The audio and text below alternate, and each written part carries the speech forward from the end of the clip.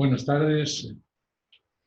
Como ha comentado el general Raggio, soy el coronel Martínez de Merlo. No voy a añadir mucho a lo que ha dicho, porque efectivamente la vida militar es muy larga, pero lo fundamental que nos tiene hoy es el desarrollo de las conferencias. Solo decir, pues, he estado, digamos, resumiendo, que he estado la mitad de mi vida militar en unidades operativas, la otra mitad de mi vida en unidades de enseñanza y un punto más en unidades centrales como en la agregaduría que ha comentado anteriormente. Tengo que decir que es mi primera conferencia online, con lo cual no me siento muy cómodo, tengo que decírselo a todos, me siento muy cómodo porque yo estoy muy acostumbrado al enlace directo entre los conferenciantes. Entonces me verán a lo mejor un poquito forzado. Les pido un poquito de disculpas y vamos a empezar cuanto antes con esta presentación que me corresponden los republicanos españoles en la Segunda Guerra Mundial. Bien, como consideraciones previas, vamos a decir que vamos a hablar de historia y más concretamente de historia militar. No avanzaremos nada si seguimos tratando de entender los hechos que pasaron hace ya 80 años desde un punto de vista estrictamente ideológico. Es cierto que cada uno de nosotros tiene su influencia ideológica, pero si la llevamos a la exageración, acabaremos siempre con un y vosotros más, y vosotros más, y vosotros más, y no adelantaremos nada en lo que son el estudio de la historia militar. Esta frase que encontré el otro día en internet: no debemos erigirnos en grandes jueces ni inquisidores del pasado, la historia no es un tribunal, de Enrique Krause, respecto a la figura de Hernán Cortés, creo que viene muy bien para todo lo que vamos a ir hablando. Como hemos dicho antes, me corresponde exponer la trayectoria de los exiliados españoles en la Segunda Guerra Mundial. Y lo he hecho en la mayor amplitud posible, al principio reducido a la división de Leclerc, luego, según fui estudiando el tema, creo que lo fui ampliando y así se lo propuse a la dirección del seminario y vamos a hablar de todo, lo cual vamos a tener un montón de datos que tendremos que ir muy deprisa porque en el tiempo que disponemos apenas vamos a poder señalar el papel de todos, pero seguro que van a encontrar ustedes bibliografía al respecto en abundancia. Tengo que reconocer que esto ha sido para mí un reto personal. Cuando llegó al instituto la petición de colaboración, yo enseguida pedí este tema del cual reconozco que no sabía mucho, lo justo y nada más, pero lo asumí como un reto personal de querer saber qué es lo que ocurre o qué es lo que ocurrió con este exilio que llevó a casi 500.000 personas, aunque luego ya sabemos cómo fueron las cosas y lo iremos detallando, al exilio, y partimos de la batalla del Ebro. Sabemos que hay muchas etiquetas asignadas a la Guerra Civil Española y que cada bando tiene varios paraguas. De esta forma, decir republicano en sí mismo, para mí no es decir mucho, porque republicanos había en una zona y había republicanos en la otra.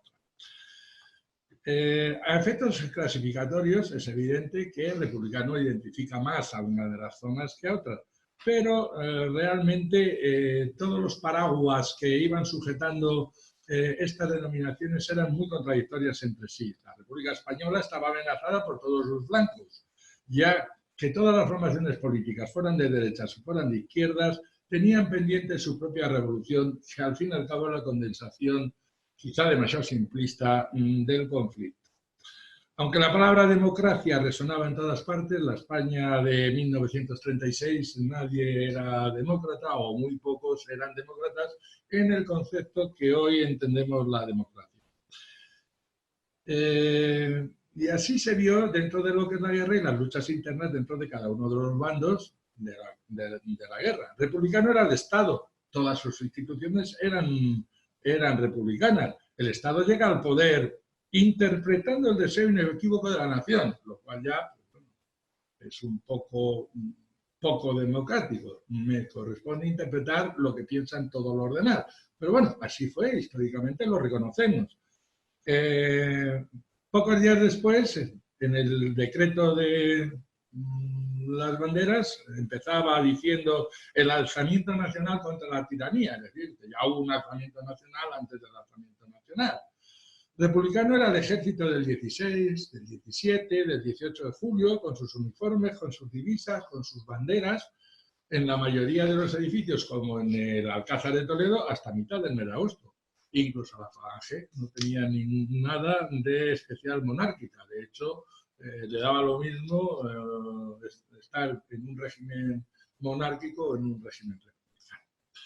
Bien, pero como hemos dicho, vamos a hablar ya de la parte final, no vamos a hablar de la guerra civil, que sería otro tema, y tras la batalla del Ebro se produce, donde estaban agotados los dos bandos ya, se produce la dura batalla de Cataluña.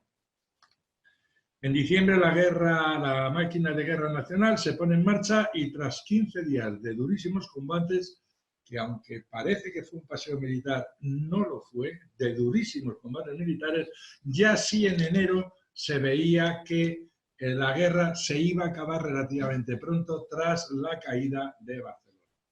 Ya solo quedaba reorganizar bien el repliegue y solamente quedaba también la huida de los cuadros más comprometidos, porque para muchos es verdad que tenían un peligro real de perder la vida, de permanecer en España. Los 3 años pasados habían dejado demasiadas sombras en ambos bandos, pero uno había sido el vencedor y el otro había sido el vencido. Aún así, en febrero del 39 y en la propia raya fronteriza siguió habiendo sombras, aunque afortunadamente fueron una excepción. No podemos olvidar que entre los que entraron en Francia y entre los que luego luchaban por la democracia y por la libertad, hubo algunos que poca piedad tuvieron con los presos de Teruel.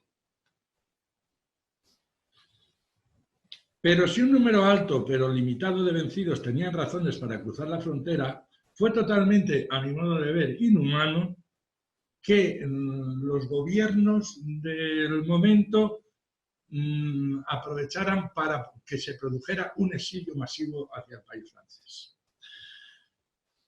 No sabemos si fue alentada por la propia autoridad, no sabemos si era una medida de presión.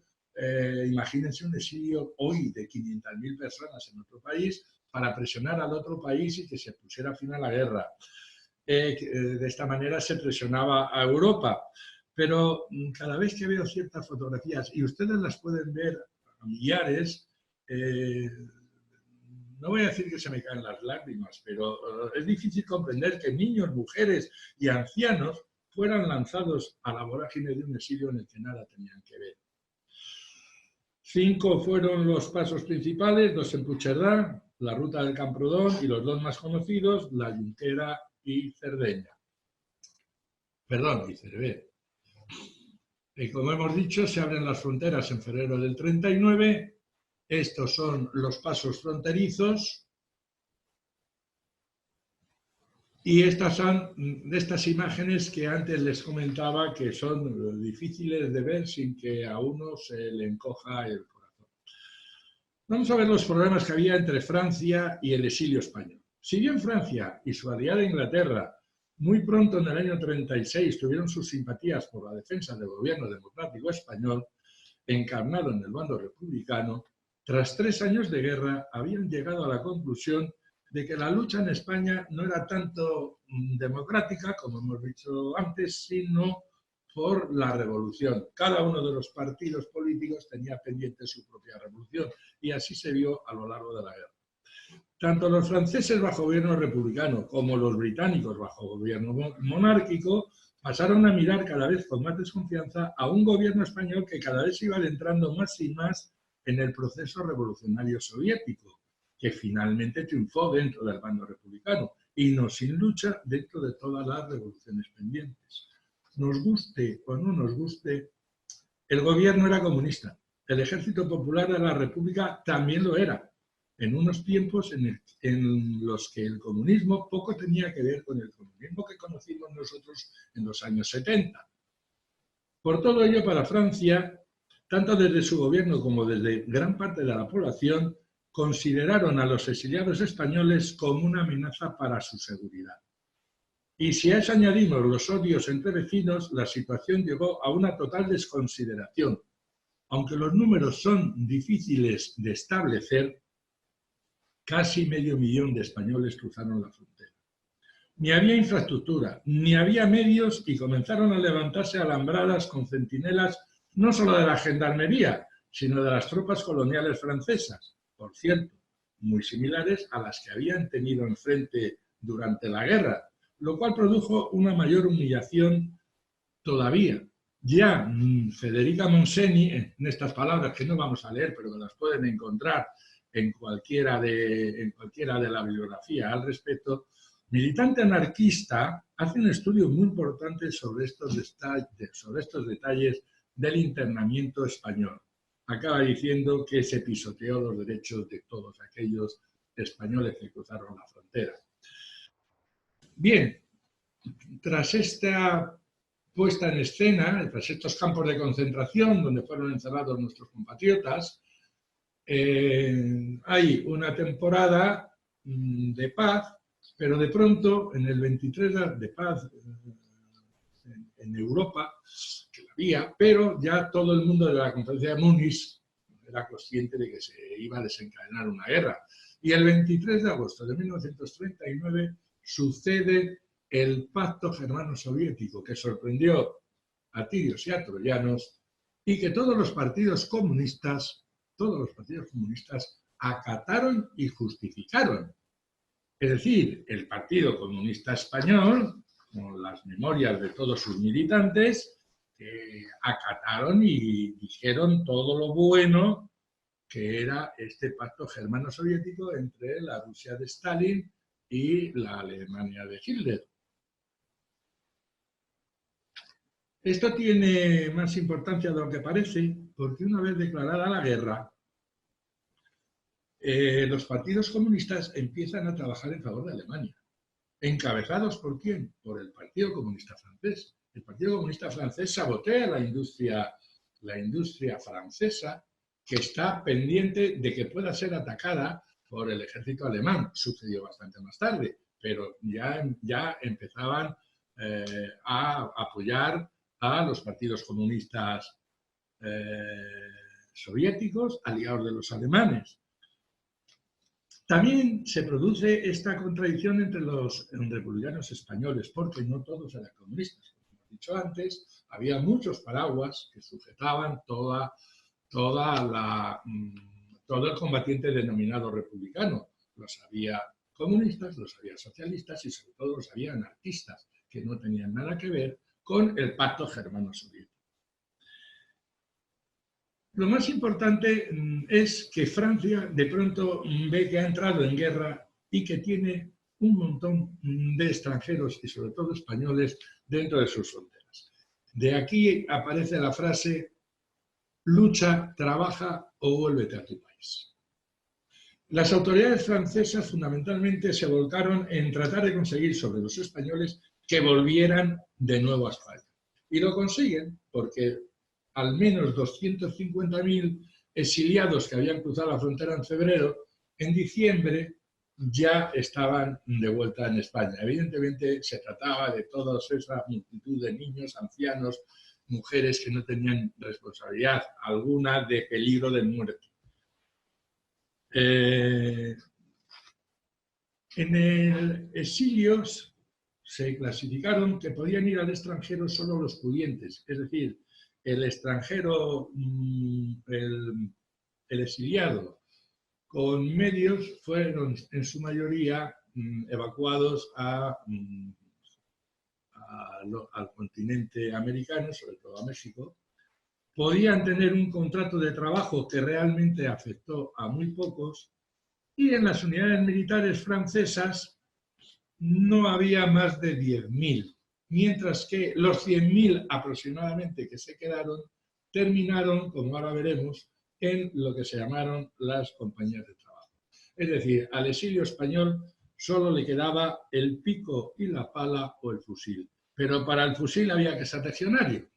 y no todos los españoles querían ser legionarios por razones evidentes, aunque solo fuera de nombre, puesto que habían combatido contra la legión, aunque fuera otra legión. Por ello, los que se apuntaron voluntariamente, que fueron relativamente muy pocos al principio, fueron trasladados a Argelia, donde estaba el cuartel general de la Legión extranjera. Aquí vemos una fotografía de los legionarios franceses saliendo del campamento de Argelia. Esto forma parte de un vídeo. El vídeo es precioso, se lo recomiendo a todos que lo busquen, que lo encuentran a poquito que entren en las páginas de internet, cómo es el abandono del cuartel de Argelia para dirigirse al puerto de Orán y de ahí al puerto de Marsella. Entonces, como decimos, a los extranjeros se les ofrecieron dos formas de integrarse en unidades francesas. Uno de ellos sería, por el tiempo que durase la guerra, en unos regimientos denominados de marcha, sin decir muy claramente que pertenecían a la Legión extranjera. En los otros dos regimientos ya sí se decía claramente que eran de la Legión. Mientras tanto, y se formó la 13 Media Brigada de la Legión, con la cual había unos 2.000 efectivos, de ellos unos 800 españoles, aunque a nosotros nos parecen quizá demasiados, quizá no fueran más de 500, pero nos da lo mismo, las cifras no esconden lo que de verdad sucedió. Y lo que de verdad sucedió es que la 13 semibrigada de la Legión extranjera, alistada en un principio para ir a la lucha de Finlandia, apareció en Brest y se dirigió ni más ni menos que a Narvik. Estos son los tres regimientos de marcha de voluntarios extranjeros, el 21, el 22 y el 23, y los dos regimientos extranjeros que tenían un compromiso de 5 años. Los otros dos regimientos, los tres regimientos eran mientras durase la guerra. El cupo, pues aproximadamente tampoco el gobierno francés quería que todos estos regimientos fueran con exiliados españoles. El cupo de cada regimiento aproximadamente tuvo un 17%. La media brigada de la que hemos hablado antes llegó a Narvik y combatió en Narvik contra los alemanes del general Dietz. No vamos a hablar de todo el proceso de cómo llegaron, cómo hundieron los destructores cuando llegaron las tropas aliadas a Narvik. Los alemanes tuvieron que replegarse hacia Noruega, los aliados tomaron Narvik, pero como en ese momento se desencadenó la campaña de Francia de mayo, entonces los aliados abandonan Noruega, abandonan Narvik y los alemanes vuelven a ocupar esta plaza, los montañeros del general Dietz, dejando allí más de 60 muertos en la 13 Media Brigada. En este monumento que ustedes ven hay 14 nombres españoles. Entre ellos destaca el legionario Galloso, que recibió la primera cruz militar francesa. Es decir, que para mí fue una auténtica sorpresa que los primeros republicanos españoles que lucharon en la Segunda Guerra Mundial fuera en el Círculo Atlántico. Pues ahí están. Estos combatientes volvieron a Inglaterra y ahí es donde empieza la lucha de si va a haber una Francia en el exilio con minoría y toda la mayoría del pueblo francés pues va a estar sometida a los alemanes, que es lo que sucedió unos meses después, cuando empieza la invasión de Francia en mayo de 1940. En el 21 Regimiento de RMV, 3.000 efectivos, se formó en abril, tenía, ya digo, unos 600 españoles y fue agregada a la 35 División de Infantería. Estuvo en la línea de Maginot y, como todas las unidades francesas, fue envuelta y posteriormente derrotada. El 22 Regimiento tenía unos efectivos muy similares al anterior y sufrió las mismas consecuencias. Este regimiento estuvo en la línea del Aisne y estaba integrado en la 19 División de Infantería. El 23 Regimiento y último de los regimientos de marcha se formó en abril y estaba agregado a la 17 División de Infantería, sufriendo todas sus vicisitudes. Y como hemos dicho, había 3 regimientos de marcha y 2 regimientos directamente de la Legión extranjera, que eran el 11, formado por legionarios de Argelia, por legionarios reservistas, por legionarios extranjeros, entre los cuales había españoles, y el 12, de igual composición, con otros 3.000 efectivos, adscritos a la 8ª División de Infantería. Como hemos dicho anteriormente, estos regimientos entraron en toda la vorágine de la derrota alemana y la mayoría de sus componentes fueron cogidos prisioneros de guerra, puesto que eran soldados. ¿Qué pasaba mientras con los que habían elegido la pala, o no les había dado más remedio que elegir la pala? Pues se encuadraron en unas compañías de trabajadores que, si bien se ha criticado toda la vida que los prisioneros republicanos que permanecieron en España tuvieron que trabajar de forma forzosa en la reconstrucción del país, nos olvidamos de que los republicanos exiliados tuvieron que trabajar en unas condiciones tan duras o peores de las que había en España para la fortificación de los campos de batalla futuros contra el ejército alemán. Hubo unos 55.000 españoles bajo autoridad del Ministerio de la Guerra, en unas 180 compañías. Y se dice que hubo otras 140 compañías con otros 40.000 españoles trabajando bajo la dependencia de otros ministerios, además de las compañías que había en Argelia. Como digo, las condiciones de dureza de estos trabajos fueron al menos iguales, y estoy convencido de que fueron mayores de los que hubo en los campos de prisioneros españoles, donde los prisioneros republicanos estuvieron en la reconstrucción de las zonas que se llamaron zonas de bastardos. Bien, ¿qué pasó con estos españoles? Pues con estos españoles pasó lo siguiente al llegar al armisticio. Al llegar al armisticio tenemos prisioneros, tanto de los regimientos que hemos visto antes, tanto de los de marcha como de los de la Legión. Tenemos combatientes, porque hay todavía en toda Argelia combatientes franceses, hay guerrilleros y hay residentes. Hay españoles que residen en Francia desde antes de la guerra civil incluso y que también están ahí. Y luego en la zona de Vichy se les ofrece a todos estos españoles campos de trabajo. Los prisioneros hubo de todo.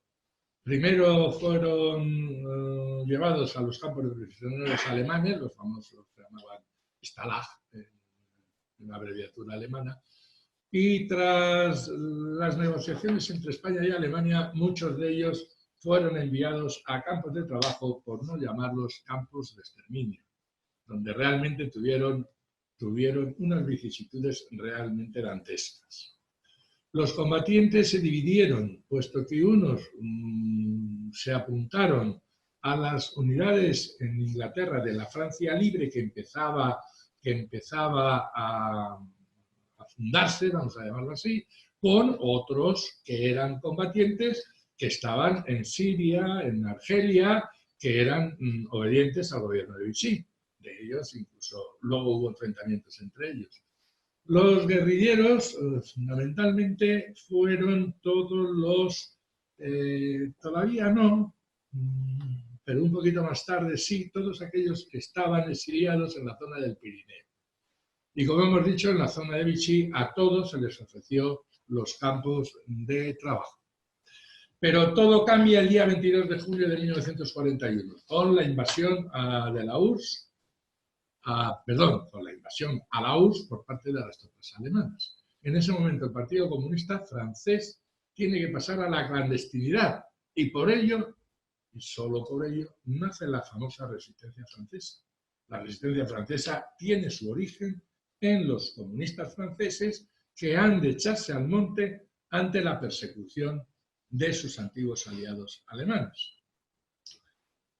¿Y cómo se organizan? Pues se organizan en la zona ocupada, que ya saben ustedes que era toda la fachada del Atlántico, se organizan en pequeños grupos. Del Partido Comunista, la mayoría. En las zonas de París, Burdeos, Rennes, Nantes, Bretaña y Normandía. Casi todos estos guerrilleros o futuros guerrilleros no eran españoles, porque la mayoría de los españoles seguían en la zona pirenaica, al otro lado, pero en la zona pirenaica. Por lo cual, en la zona de Vichy es donde se establece el 14 Cuerpo de Guerrillas Españolas. El 14 Cuerpo de Guerrillas Españolas trata de ser diferente y no estar sometido a la autoridad de los franceses, dicho del gobierno francés, de los franceses, sino ser una unidad guerrillera española independiente. Y eso es lo que trata de hacer, aunque al principio, recuerden que todo esto sucede a partir del año 40, pues en el año 40, en el año 41, en el año 42 e incluso en el año 43, toda esta resistencia francesa, que abarcaba a todos los resistentes, como luego veremos el decreto, realmente los españoles no tenían una zona de operaciones, puesto que tampoco estaba situado el 14 Cuerpo de Guerrillas en una zona de guarnición alemana, menos la zona de Bayona. Con lo cual, pues todavía, mientras se organizaban, mientras se armaban y mientras tuvieron que pasar varios años hasta que llegaron a combatir. Pero ¿qué pasó con los combatientes españoles que se apuntan, están en unidades combatientes entre 1941 y 1944? Pues curiosamente tenemos combatientes españoles en Creta. En Creta encontramos a los españoles que en su mayoría desertaron de los regimientos de la Legión, obedientes a Vichy, y se alistaron en el ejército británico. Pero el ejército británico solo les dejaba alistarse en compañías de ingenieros muy específicas, y formaron la compañía B del Comando 50 del Oriente Medio. De ellos, algunos se encuadraron en unidades especiales de comandos en África tras la evacuación de Creta por las tropas aliadas. ¿Qué pasó en Libia, Egipto? En Libia y Egipto, la acción más destacada es cuando todos aquellos legionarios que se habían apuntado a la zona libre llegan a Argelia, se apuntan a las distintas brigadas francesas, y el combate más famoso de todos ellos fue el de Bir Hakeim, donde de todos los cercados había al menos 200 o 300 legionarios españoles, y los hubo en Túnez. Este es, digamos, el camino que siguieron, tampoco nos interesa mucho detallarlo. Se formó la primera brigada, que fue la de Bir Hakeim, la segunda brigada se formó en Egipto, que combatió en el Alamein, y esta es la batalla de Bir Hakeim, que fue, digamos, la que hemos dicho antes, la más famosa, donde Rommel intenta destruir al octavo ejército en una maniobra de las más famosas que ustedes conocen, y donde hay dos grandes puntos de apoyo que hasta que no son tomados la batalla no se puede considerar ganada. Uno está defendido por una brigada británica en la retaguardia profunda de los ingleses, de los británicos, y la otra es el extremo sur del dispositivo, que es Bir Hakeim, que se pretende destruir rápidamente para tener una rápida penetración de los convoyes de abastecimiento. Esto no fue así. Bir Hakeim resistió, como todos sabemos, resistió más de 15 días y tuvieron que dar la vuelta, produciendo a Rommel verdaderos quebraderos de cabeza. Tuvieron que abrir una ruta de abastecimiento fuera de Bir Hakeim, y tras recuperar esa vía logística más al norte, dijeron: hay que acabar con Bir Hakeim al sur, y transportaron toda su potencia de fuego a Bir Hakeim, donde se distinguieron varios legionarios españoles, el legionario Artola, el legionario Ugarte, el legionario Millán, el legionario Joaquín Ruffi, tuvieron todas vicisitudes tremendas. El legionario Ugarte fue herido, fue prisionero y murió en el hundimiento del buque que le trasladaba como prisionero. Realmente son vicisitudes de todo tipo. Y nos queda ya la agrupación de guerrilleros españoles. La agrupación de guerrilleros españoles, como vemos, se establece en el sur, en el Pirineo, y ya para 1943-44 se denomina agrupación de guerrilleros españoles, puesto que luego veremos el decreto francés, donde quería integrar a todos, pero los españoles dictaminaron que no se querían plegar a la autoridad francesa. Muy típico de los españoles del bando que sean. Esta agrupación de guerrilleros españoles tenía unas 30 brigadas, a unos 100 guerrilleros cada uno, lo que da unos 3.000 combatientes, digamos, vamos a decirlo en tono coloquial, unos 3.000 combatientes de metralleta. Hay fuentes que los elevan a 12.000 en el año 44, con lo cual se supone que hay todavía 20.000 españoles más en las redes clandestinas.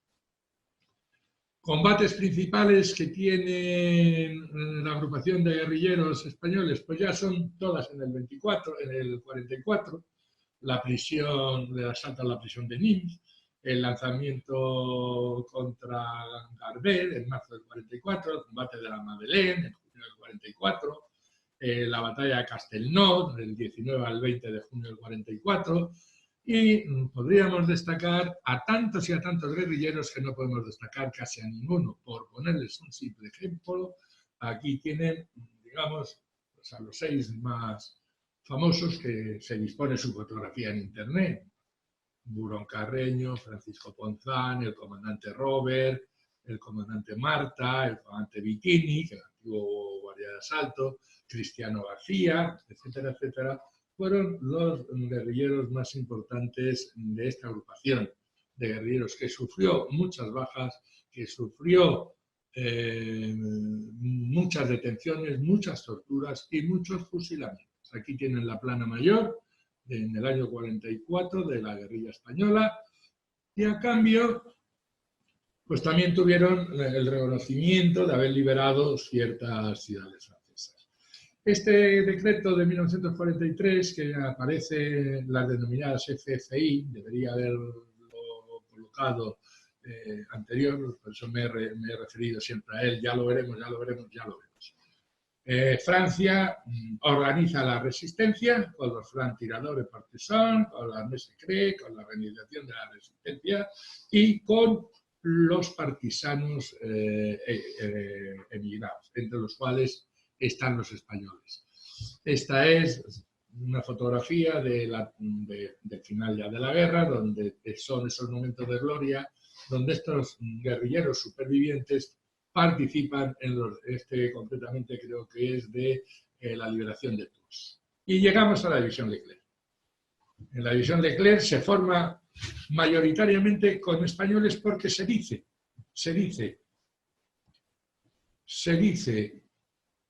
perdón, 32, 5 minutos, 7 minutos.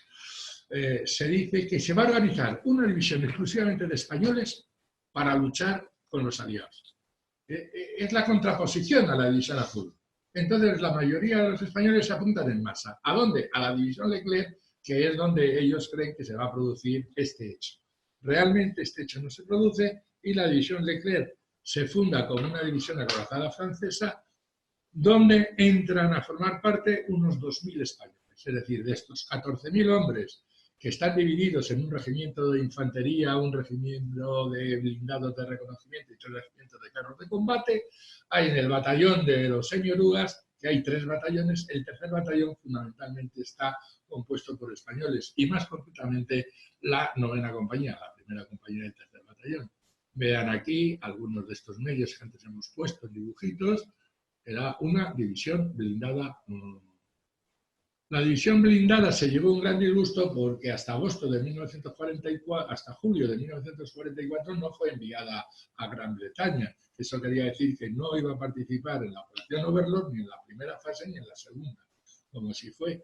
Y en agosto de 1944, en la playa de Utah, aparece la segunda división acorazada francesa o división Leclerc, encuadrada en el 13 Cuerpo de Ejército USA, donde había 2 divisiones USA y los propios franceses. Como hemos dicho, entre ellos está la Compañía Española Novena, la más famosa. Tan famosa es que ya los franceses están diciendo que si parece que solo existió la Novena Compañía en la liberación de París.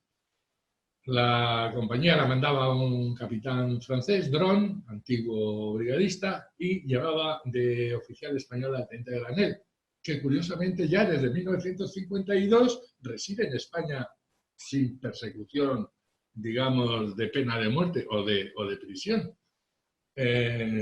Son muy conocidos todos los vehículos y los nombres que llevaban: Don Quijote, Teruel, España Cañí, Ebro, Guadalajara, Santander, Brunete, etc. Y su gran momento de gloria fue cuando el general Leclerc, que no quería que entraran los americanos en París, los primeros, ordenó al capitán Dron: Dron, coge tu compañía, llévate una sección de blindados, llévate una sección de ingenieros y entra rápidamente en París. Y eso lo vivieron. Y esa es la fama que tiene desde entonces la compañía española. Aquí vemos al teniente Granel, que es el conductor precisamente del vehículo ligero. Y detrás todos los semiorugas que vienen con la Novena Compañía. Con esto terminamos lo que es el exilio republicano en Francia. Hubo más exilio republicano en la Unión Soviética, aunque fue de mucha menor entidad. Casi 3.000 niños de la guerra, que no se les puede considerar exiliados en el sentido que se les considera a los demás, con 130 maestros y acompañantes. Hay casi 1.000 miembros del PC y del PSUV. Los cuadros más importantes del PC y del PSUV fueron a la Unión Soviética, el resto fueron a los campos franceses. Y los 200 pilotos que todavía quedaban formándose en la Unión Soviética y los 150 marinos que estaban en los buques mercantes en el día que se produjo el final de la Guerra Civil. Es decir, que realmente 1.000, 1.000 y pico, 1.500 fueron los combatientes españoles, más aquellos que eran residentes y una vez empezada la guerra pasaron de las fábricas al ejército soviético. Entre ellos, pues los mejor considerados, los militares comunistas en la URSS, que son los que vemos, donde estaban los principales líderes que habían combatido en España. Algunos alcanzaron el generalato de la Unión Soviética y curiosamente casi todos acabaron mal con el partido. Bueno. Tenemos los aviadores, de los cuales probablemente nos hablará nuestro conferenciante posterior, entre los cuales podemos destacar a Meroño, a García Cano, en este dibujo que tenemos aquí, y con el que terminamos, que es Vicente Montejano, que es uno de los pilotos que acaba en el Gulag por no querer perder la nacionalidad española a pesar de los pesares, y que regresa a España con los prisioneros de la División. Y por último, los guerrilleros. Los guerrilleros estaban encuadrados en una brigada especial que se llamaba OMSBON y fundamentalmente la cuarta compañía era española, de residentes o de exiliados españoles. Estos combatientes quizá fueron los antecesores de los Spetsnaz. Sus misiones eran infiltrarse en la retaguardia contraria, eliminar tanto a rivales políticos como a generales enemigos, etc. Y este es el final, hubo más españoles en más sitios, no podemos parar en todos. Yo creo que con esto tienen ustedes una amplia visión de dónde estuvieron. Y esta es, digamos, la fotoconclusión, una conclusión que a mí me deja un mal sabor de boca, porque a pesar de todo, ellos no eran demócratas como podemos sentirnos nosotros, aunque ahora lo diga uno y aunque ahora lo diga otro. Ellos tenían su visión de cómo era la España de entonces, que en nada tiene que ver a la España de la transición. Se perdonaron mutuamente, pero tampoco mucho más. En el año 2000, creo que fue en el 2 o en el 4, Bono, el ministro, quiso hacer una pública reconciliación y seleccionó a un combatiente de la 9ª y a un combatiente de la División Azul, que ya se veía claramente que ellos estaban allí porque les habían ordenado que estuvieran. Realmente todos los combatientes españoles, estuvieran en un lado, estuvieran en otro, quitando todas las acciones punitivas o no que pudieran haber cometido, en los campos de batalla se comportaron como héroes, en los campos de batalla supieron ser españoles y dar la impronta española a la unidad militar en la que sirvieron. Y por mi parte nada más. Muchísimas gracias por todo.